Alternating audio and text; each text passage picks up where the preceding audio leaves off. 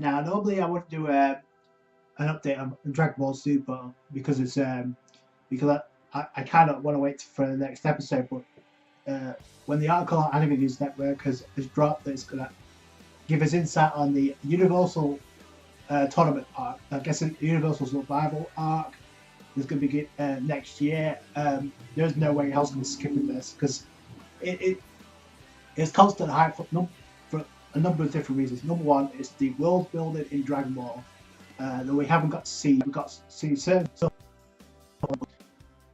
When that Universal tournament hits, it's going to hit like an avalanche. So, because it's going to have some of the most beastly OP characters in the series that we're going to get introduced to. On top of that, we're going to get introduced to the servants and the gods of destruction of the other 12 universes. So far, we've only been introduced to two, that being Champa and Beerus. Unfortunately, right now, we're just beginning the hit assassination arc, which is going to begin tonight with the death of Goku. It would seem. I'm hyped about that, but that we're getting some insight on the ultimate universe. Okay, so according to this article on Anime News Network, Dragon Ball Super Anime reveals a story visual for the Universal Survival arc. The story centers around a martial art tournament between each universe's strongest warriors.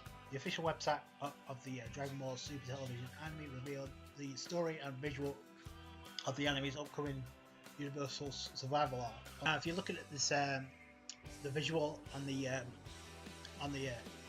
website here, you can kind of see a lot of characters that's going to be revealed for the Universal story arc. I guess the Universal Survival arc is going to begin next year. If you notice on the top, you get Piccolo, Tien, Master Roshi, you got Gohan looking in his mystic form, which may spoil a couple of things for the upcoming arc we got with the Hit Survival arc. I guess the Hit Assassination arc.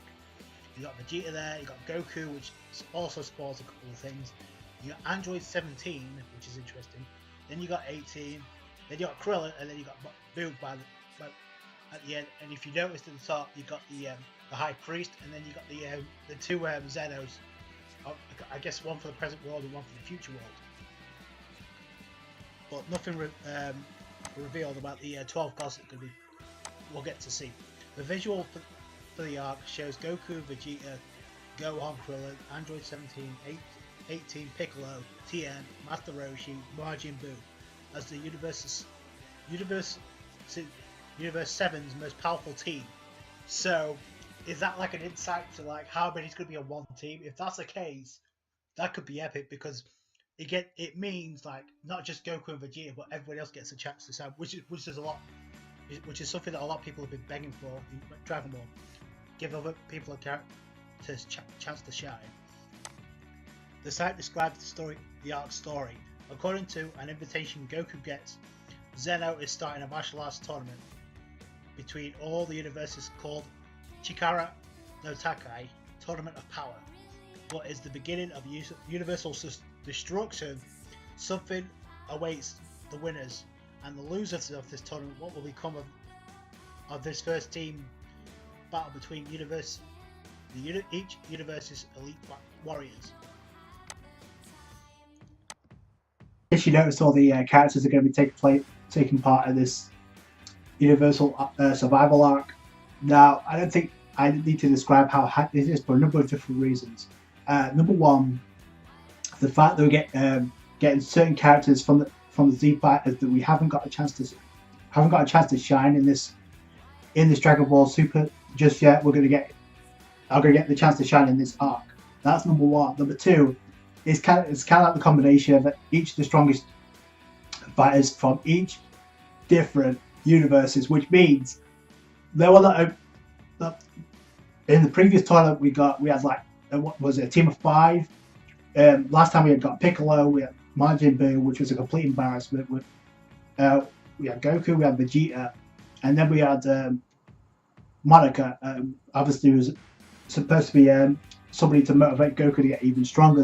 But I don't see Monica on that team, so that's a good start. So I think by then if Goku's going to be revived anyway, you just got he's going to be killed in this arc, which he's going to get, like I said, he's going to give somebody else a chance to shine. Either Gohan and Vegeta. That's my bet anyway. The only thing it does kind of spoil the fact that Goku's going to come back, but I think that was kind of obvious anyway.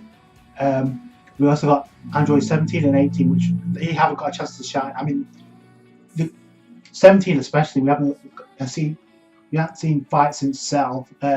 Android 18, she hasn't really fought against anybody since I guess the tournament back in the Barbody saga. And then you have like Krillin, you have Majin Buu, you have Tien, you have Master Roshi, which is interesting as well. But he took, he put the work in when it came to like the resurrection of Frieza. So plus you have Goku, you have Gohan, and then you have Vegeta. Now, the thing that also gets me hyped is one way or another we will get introduced to each of the fighters from each of the 12 universes, not only Universe 6, but also the other, which we kind of already seen 5. So I'm kind of curious how many others Champa has hidden or had hidden. Plus, we'll get in the introduction of each of the other 10 universes that we haven't seen yet, with the exception of Universe 10, I believe. We've already seen Goazu, but that's I guess Samazu in some shape. But other than that, we haven't seen much of it. We never saw the God of Destruction for that universe either. So when we get introduced to each of the gods of the universe, plus the servants, which is the hype build of the arc, and then you have the interaction with each of the fighters.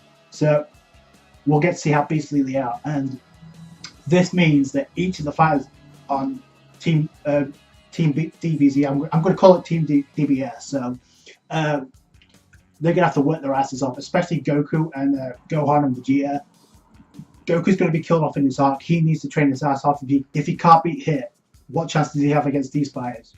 Which could, I've said this before, they may prove to be even formidable than Beerus. So, and that's going to be Goku's goal by the end of the story. And speaking of which, it kind of makes you think this is going to be like the finale of Dragon Ball, just because the way this is built up.